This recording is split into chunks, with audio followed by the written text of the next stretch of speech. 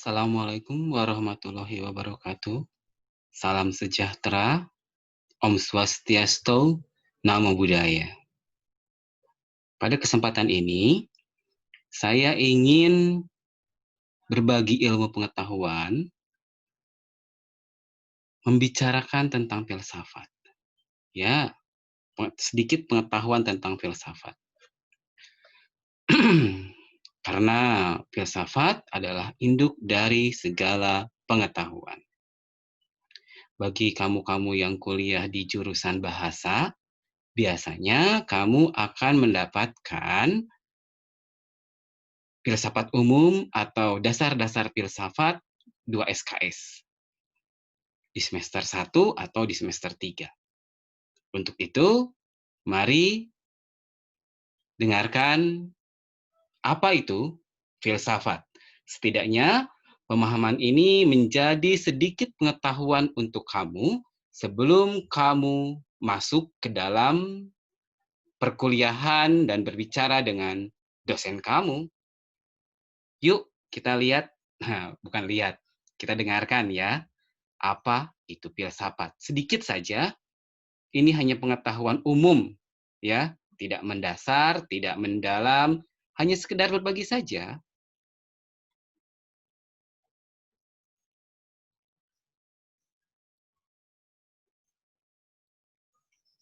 Oke.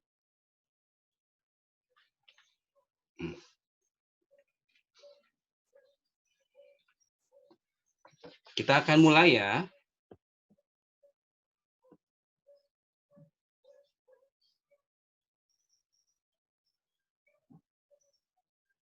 Oke. Setelah kamu selesai mendengarkan podcast ini, kamu akan memahami secara umum, yang pertama, batasan dan cakupan filsafat. Yang kedua, filsafat bahasa. Yang ketiga, filsafat pendidikan. Dan yang keempat adalah filsafat pendidikan bahasa. Kita mulai saja ya, definisi filsafat menurut KBBI. Oke. Menurut KBBI, filsafat itu adalah pengetahuan dan penyelidikan dengan akal budi mengenai hakikat segala yang ada, sebab, asal, dan hukumnya. Teori yang mendasari alam pikiran atau suatu kegiatan. Yang ketiga, ilmu yang berintikan logika, etika, metafisika, dan epistemologi. Jadi ada sekitar 3 pengertian di dalam definisi KBBI.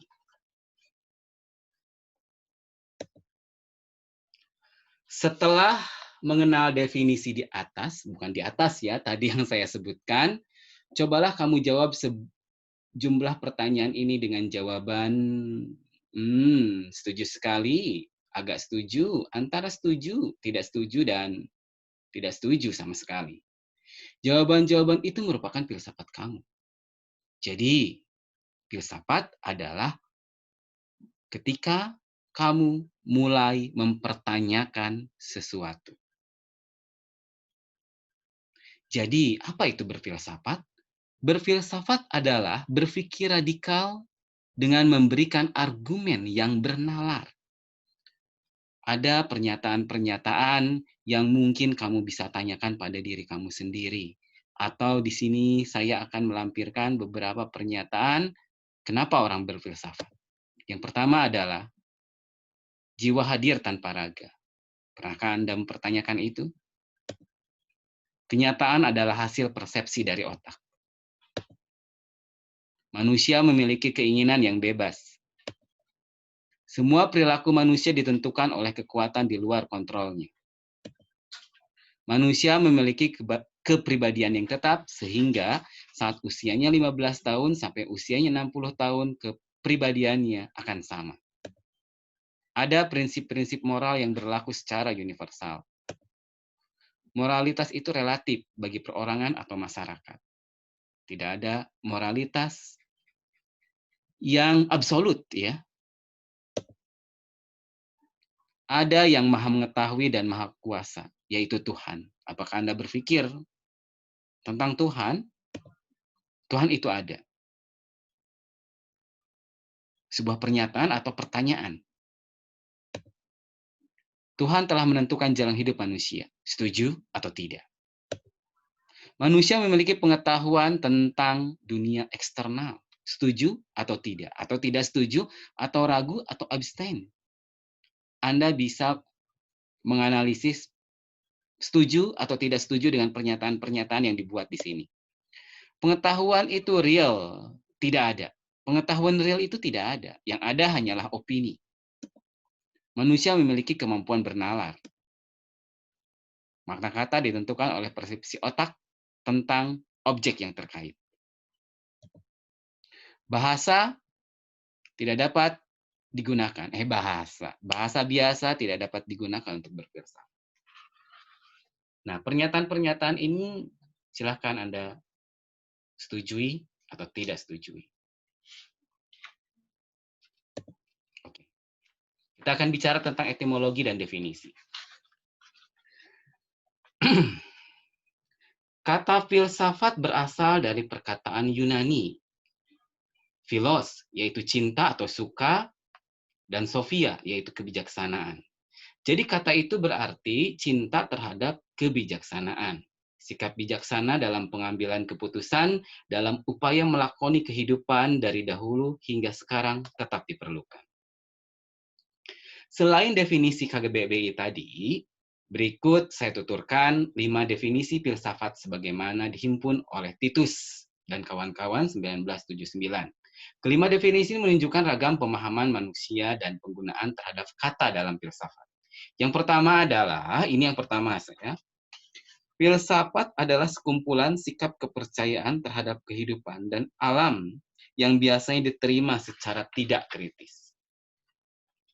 Filsafat adalah suatu proses kritik atau pemikiran terhadap kepercayaan dan sikap yang sangat kita junjung tinggi. Ketiga, filsafat adalah usaha untuk mendapatkan gambaran keseluruhan. Keempat, filsafat adalah sebagian analisis logis dari bahasa serta penjelasan tentang arti kata dan konsep. Yang kelima, filsafat adalah sekumpulan problema-problema yang langsung mendapat perhatian dari manusia dan dicarikan jawabannya oleh ahli filsafat, oleh ahli-ahli filsafat. Jadi, saya akan jelaskan lagi tentang penjelasan ihwal definisi di atas. Kata filsafat dipakai dengan rujukan yang diragam dari pemakaian informal sebagai sikap atau sudut pandang orang awam yang mengandalkan akal sehat. Seperti pada definisi 1 yang tadi ya, sampai pemakaian formal seperti pada definisi-definisi lainnya. Berfilsafat adalah memiliki dan melakukan. Artinya memiliki sudut pandang tertentu dan melakukan sesuatu, yakni melakukan kritik dan refleksi sebagai implikasi dari sudut pandang tertentu. Filsafat mengandalkan kemampuan akal budi untuk menyelidiki objek kajiannya, yakni hakikatnya, sebab musababnya, asal muasalnya, dan hukum-hukumnya. Ahli filsafat selalu melakukan telaah ulang terhadap bahan-bahan yang disajikan oleh paham yang awam. Karena hanya manusia yang dianugerahi akal, maka makhluk-makhluk seperti malaikat, binatang tidak dapat berpikir atau dapat berfilsafat. Akallah yang menjadi sumber kekuatan manusia sehingga tetap bertahan dan menguasai alam semesta. Tak mengherankan bila René Descartes, bapak filsafat modern dari Perancis itu sesumbar dengan mengatakan cogito ergo sum. Saya berpikir, maka saya ada. Walau demikian, karena kemampuan dan kualitas berpikir itu berbeda, maka tidak sama. Manusia mampu menjadi pemikir ulung dan menjadi ahli filsafat. Ya, tidak semua manusia menjadi seorang filsuf. Karena tidak semua manusia meragukan sesuatu. Kadang kita menerima sebuah keyakinan, ya terima saja, itu sebagai kebenaran. Ahli filsafat berdiri di puncak piramida. Memandangi kaki langit dari ketinggian sehingga mampu melihat persoalan secara komprehensif, tetapi juga spekulatif. Ia tidak hanya melihat persoalan sebagaimana disimpulkan seorang ilmuwan, birokrat, pebisnis, seniman, dan sebagainya. Dia memandang secara komprehensif, memaknai hidup sebagai suatu keseluruhan. Jadi, para filsuf itu berpikir secara holistik. Dengan demikian, hasil kajian filsafat membawa kepada suatu pandangan yang terpadu bagi kemaslahatan umat manusia. Ahli filsafat menggunakan metode analisis serta menjelaskan arti istilah-istilah. Singkatnya, menjelaskan bahasa. Ini merupakan tugas utama filsafat. Bukannya menjelaskan persoalan makro yang dihadapi manusia, pandangan ini membatasi konsep pengetahuan kepada pernyataan tentang fakta-fakta. Filsafat itu bersifat teoritis, menjadi dasar pikiran dan kegiatan manusia. Filsafat adalah ibu dari segala ilmu pengetahuan. Filsafat lahir jauh sebelum pengetahuan berkembang. Dalam kesehariannya manusia dihadapkan dengan segala persoalan yang harus segera diselesaikan secara praktis.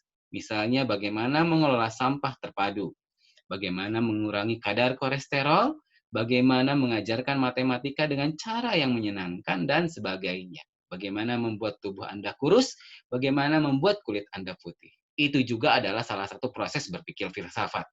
Para ilmuwan terus berpikir bagaimana menjelaskan, bagaimana menyelesaikan masalah-masalah seperti itu. Maka berkembanglah ilmu pengetahuan dari yang sangat teoritis sampai yang sangat praktis. Perkembangan pengetahuan modern didasari metode eksperimental dan matematis. Muncullah tokoh-tokoh modern seperti Leonardo da Vinci, Nicolaus Copernicus, Johannes Kepler, Galileo Galilei. Banyak sekali. Filsafat itu adalah sebuah dialog tanpa henti. Benarkah? Metode atau cara kerja filsafat adalah dialektika, yaitu suatu kaji teknik, suatu kaji telik konseptual dengan mengajukan berondongan pertanyaan, sejumlah jawaban, dan membangun berbagai implikasi dari jawaban-jawaban itu secara berkelanjutan dalam lingkaran tanpa titik akhir. Metode ini sering disebut dengan dialektik Sokrates. Menurut Sokrates, cara terbaik untuk mendapatkan pengetahuan adalah lewat pembicaraan yang teratur dengan memainkan peranan intelektual midwife, yakni yang memberi umpan sebagai rangsangan kepada seorang untuk dipikirkan secara serius. Dialog semacam ini akan memunculkan titik temu antar gagasan. Fungsi distintif dari filsafat adalah interpretasi makna. The interpretation of meaning. Setiap orang dapat menginterpretasikan sebuah gejala dengan perspektifnya sendiri. Seperti tampak pada definisi 4 yang tadi saya katakan, ya, filsafat tertarik pada esensi, bukan lahiriah. Sebuah ekspresi. Pernyataan yang diajukan antara lain apa sesungguhnya maksud ungkapan ini. Bagaimana ungkapan ini mesti dimaknai. Apa jenis makna yang dimaksud dalam ungkapan ini. Bagaimana melakukan pembenaran terhadap makna ini. Bagaimana makna ini dibandingkan dengan makna lainnya. Bagi filsafat, pertanyaan jauh lebih penting daripada jawaban. Sebab bila jawaban berterima, maka selesailah persoalan, maka selesailah filsafat, maka selesailah proses berpikir. Jadi yang namanya filsafat itu adalah proses berpikir. Sebab bila jawaban berterima, ya seperti yang tadi saya katakan, ya selesailah filsafat.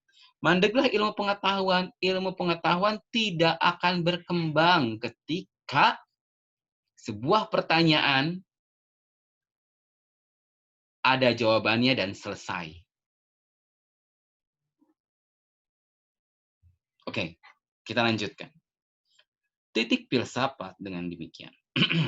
Memiliki komitmen tinggi untuk terus melakukan telaahan atau inquiry dengan menginterpretasi makna, kaji telik, dialek akan terus bergelinding tanpa henti. Jadi, kata kunci dari telaahan filsafat adalah keraguan-raguan terhadap semua fenomena.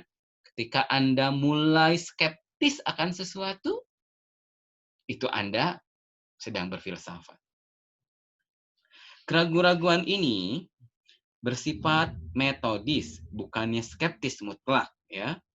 Inilah makna ajaran Descartes, yang menurutnya dalam bidang ilmiah tidak sesuatu dianggap pasti.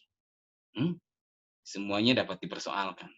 Jadi, René Descartes berpendapat bahwa tak ada sesuatu yang pasti di dunia ini. Karena semuanya dapat dipersoalkan. Termasuk filsafat itu sendiri. Pemikiran Descartes itu berkontribusi pada perkembangan filsafat analisis bahasa. Ada setumpuk pertanyaan klasik yang terus-menerus mengganggu manusia. Antara lain tentang kebaikan, kebenaran, keadilan, kewajiban, keberadaan, kematian, keindahan alam semesta, dan sebagainya.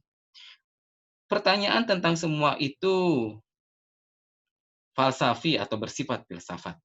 Dan upaya menjelaskannya dan mencuatkan berbagai teori dan sistem pemikiran seperti idealisme, realisme, pragmatisme, filsafat analitik, eksistensialisme, dan fenomenologi. Akankah pernyataan-pernyataan filosofis terhadap sejumlah pertanyaan mendasar terus-menerus atau langgeng itu terjawab tuntas? Ada beberapa penjelasan spekulatif seperti ini.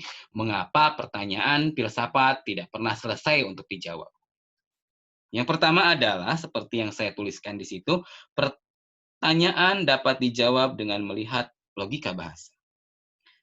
Pernyataan akan terus muncul karena alat ekspresi yang ada adalah bahasa, tidak pernah cukup untuk mengkomunikasikan kedalaman dan kekayaan realita.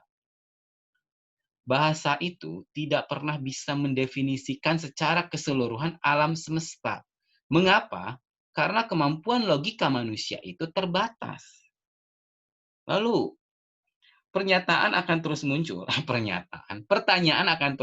karena komitmen perorangan terhadap jawaban sangat berbeda. Dengan komitmen ini merupakan kebebasan yang tidak dapat diseragamkan lewat dasar-dasar objektivitas bersama. Oke. Proses berpikir filsafat itu seperti apa? Dalam upaya menginterpretasi masalah, dikenal 3 cara yang lazim ditempuh, yakni yang pertama, analisis, evaluasi, dan sintesis.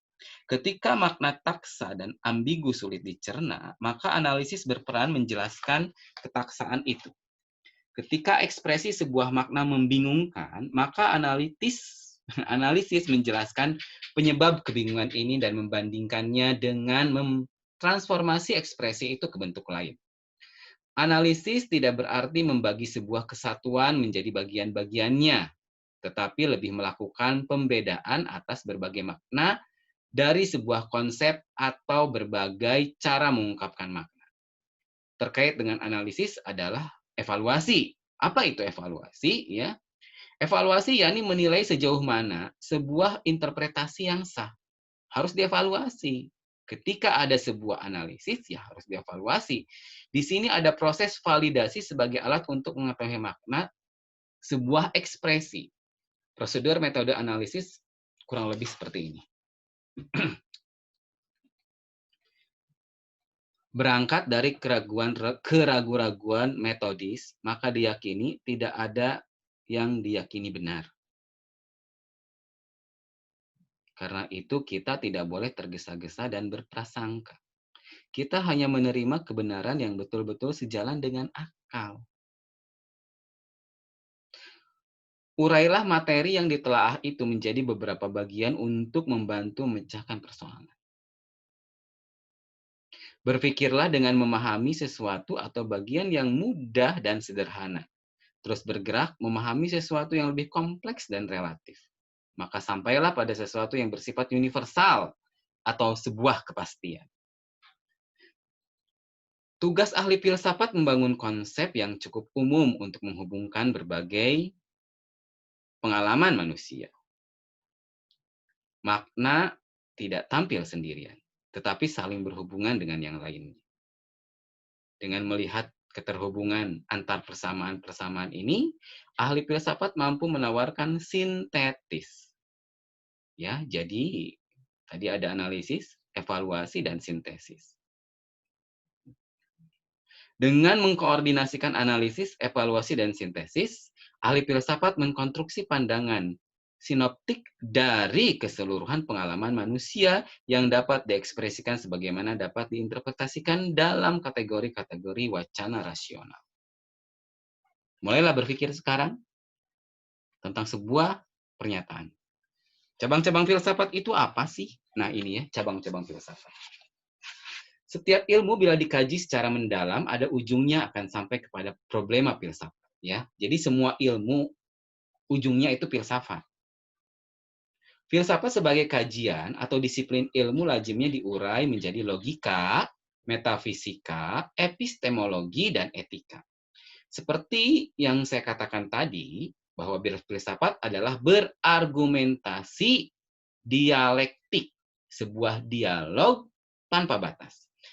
Agar berargumentasi sahih dan untuk menghindari argumentasi keliru, perlu ada logika sebagai instrumen untuk membedakan yang benar dan yang salah. Argumentasi adalah sebab-sebab untuk menguatkan atau menolak sebuah posisi. Logika atau mantik adalah bagian dari filsafat secara sistematis membahas aturan-aturan berargumentasi secara bernalar. Metafisik oleh Aristoteles disebut first of philosophy, yakni prinsip-prinsip yang paling universal yang kemudian diartikan sebagai sesuatu di luar kebiasaan atau di belakang pengalaman langsung manusia. Dunia metafisik ini adalah objek yang paling sulit untuk dipahami, sehingga banyak yang meragukan perlunya membahas hal yang metafisik. Ya, tidak perlu dibahas. Seperti meragukan ya, begitu. Yang metafisik itu sesuatu yang di luar nalar mungkin. Sebutlah misalnya persoalan mengenai hidup sesudah mati. Itu adalah filsafat metafisika. Sebut hubungan akal dengan benda, wujud Tuhan, kemerdekaan, agama, dan lain sebagainya. Pernyataan-pernyataan yang fundamental ini bersifat metafisik atau tidak mengacu pada realitas, dan karena itu harus dijelaskan se-eksplisit mungkin dengan menggunakan analisis bahasa. Epistemologi adalah cabang filsafat yang mengkaji sumber-sumber, watak, dan kebenaran pengetahuan. Bagaimana pengetahuan diperoleh, apa hakikat mengetahui, apa pengetahuan itu? Apakah pengetahuan itu sekedar yang bisa dipersepsi oleh indera atau sesuatu yang di luar indera? Apa? Mempercayai malaikat adalah masuk dalam pengetahuan atau saintifik? Kan itu sesuatu yang di luar indera ya. Itu harus ditanyakan di dalam epistemologi. Ya. Ihwal persoalan epistemologi ini ada dikenal dua kelompok besar yang sering dipertentangan, yaitu aliran rasionalisme dan aliran empirisme. Aliran pertama menganggap bahwa dengan akal kita dapat menggunakan prinsip-prinsip pokok dari alam sehingga memperoleh pengetahuan. Itu rasionalisme, ya. Sebaliknya, aliran empirisme berpendapat bahwa pengetahuan pada dasarnya diperoleh lewat pengalaman indera. Etika adalah perbincangan moralitas, yakni apa yang benar dan apa yang salah sebagaimana dipersepsi manusia. Pertanyaan pokok dalam etika adalah apa yang mesti kita lakukan. Persoalan seperti keadilan, kejujuran, kecurangan, kekejaman, kedermawanan, dan sebagainya adalah isu-isu moral yang mengenai kualitas hubungan antar sesama manusia. Etika dapat dideskripsi apa adanya sehingga muncullah etika deskriptif. Etika juga bisa dijadikan norma sehingga muncullah etika normatif, yakni apa yang harus ada dan apa yang harus dilakukan. Tingkatan berikutnya adalah metaetika. yang berkonsentrasi pada analisis, arti istilah, dan bahasa yang dipakai dalam pembicaraan etika. Oke. Mengapa belajar filsafat? Kita mengenal adanya filsafat bahasa, filsafat seni, filsafat matematika, filsafat agama, filsafat pendidikan, dan lain-lain, ya. Mengapa kamu diwajibkan mengambil mata kuliah filsafat? Adakah manfaat dari perkuliahan filsafat yang anjing liur gitu ya? Betul, untuk apa sih? Kan nyeri-nyeri hulu mikiran filsafat gitu, tapi dah kudu harus diambil itu adalah salah satu mata kuliah dasar umum atau mata kuliah umum yang kalian tempuh di perguruan tinggi, terutama ketika kamu mengambil jurusan-jurusan bahasa. Ya. Seperti disebut di atas bahwa, seperti yang tadi saya sebutkan, bahwa filsafat itu berarti mencintai kebijaksanaan. Dengan kata lain, dengan mempelajari filsafat, seseorang akan lebih bijaksana dalam berbahasa. Gitu ya.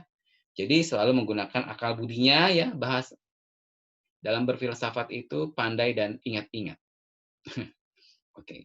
Dalam bahasa Inggris, wise dimaknai sebagai having or showing good judgment.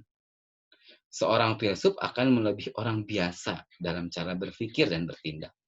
Karena itu, dia menjadi bijaksana. Sedikitnya ada 3 manfaat mempelajari filsafat. Ini ya.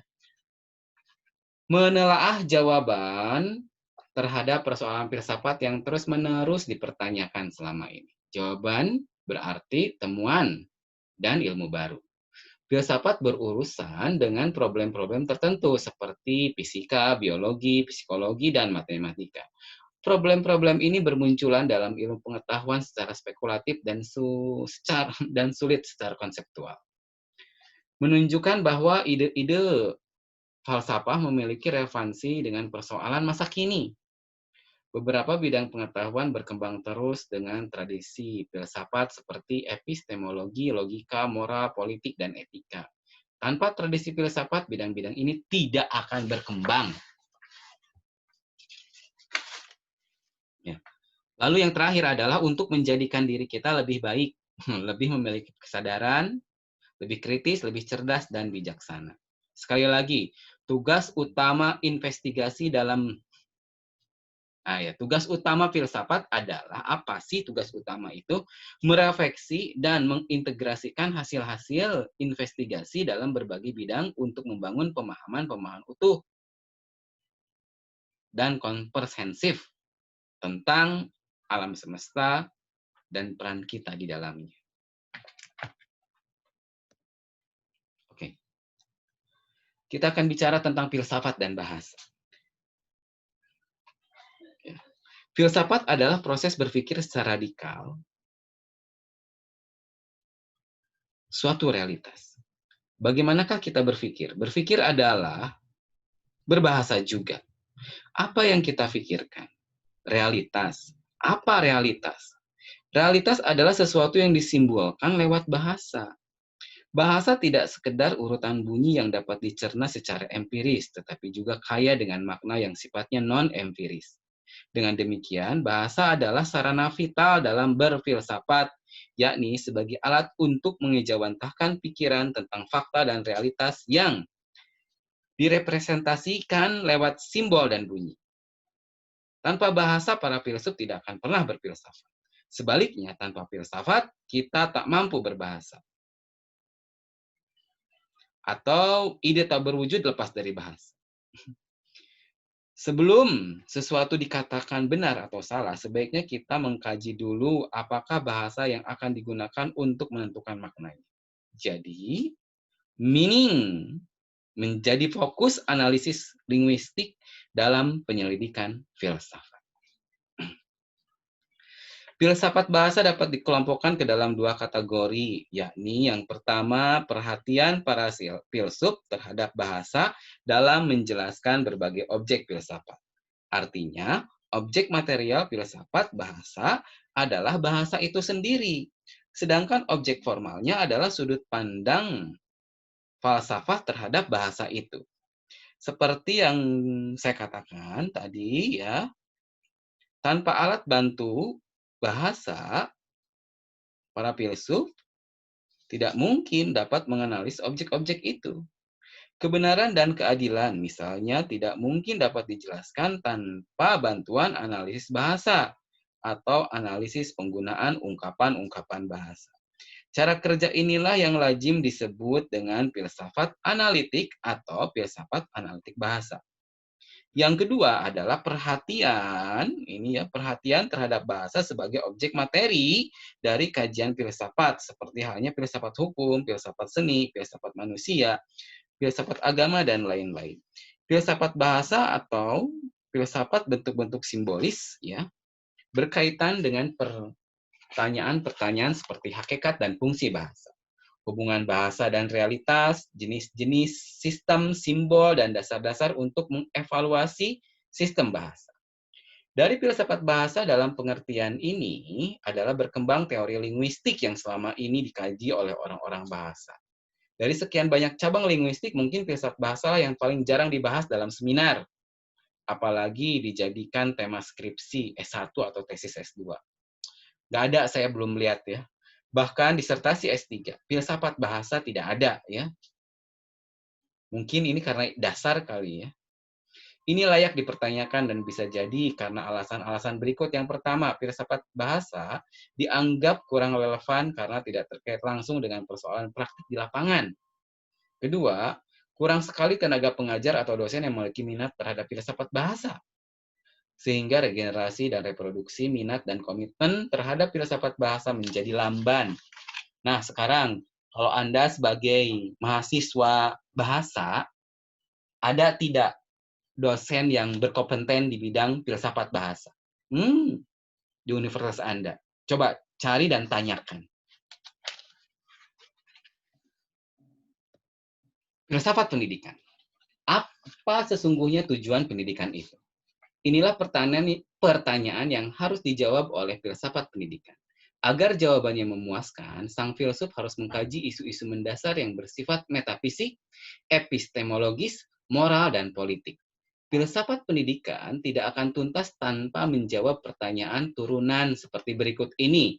Apa hakikat manusia? Bagaimana seseorang memperoleh pengetahuan? Apa standar moral yang harus dipegang manusia? Bagaimana semestinya masyarakat bisa diorganisir? Tidaklah cukup sekedar mengkalimatkan tujuan pendidikan. Tujuan itu seyogianya dirinci sedemikian rupa sehingga metode untuk menggapai tujuan itu jelas. Andaikan tujuan pendidikan itu untuk membuat siswa cerdas, maka pertanyaan berikutnya adalah bagaimana metode mengajarnya agar mereka menjadi cerdas dan mata pelajaran apa yang harus diajarkan agar mereka cerdas. Berfilsafat pendidikan adalah suatu upaya yang sangat kompleks, namun sangat penting. Segala keputusan dalam pendidikan dapat didefinisikan sebagai teori yang mendasari alam pikiran ihwal pendidikan atau suatu kegiatan pendidikan.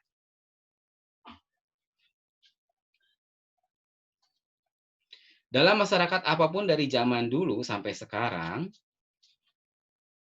pendidikan itu dipersepsi sebagai suatu yang mulia. Kurikulum pendidikan diniati agar anak didik berperilaku mulia. Dengan demikian, kurikulum adalah cerminan filsafat yang dipercayai oleh masyarakatnya. Lebih spesifik lagi adalah yang diajarkan guru di kelas.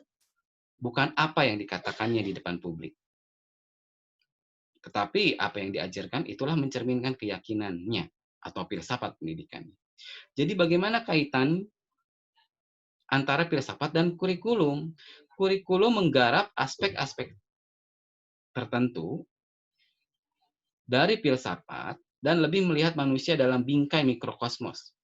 Sementara filsafat merupakan teori umum hal pendidikan dan melihat manusia dalam bingkai makrokosmos. Jadi betapa beratnya tugas tim pengembang kurikulum.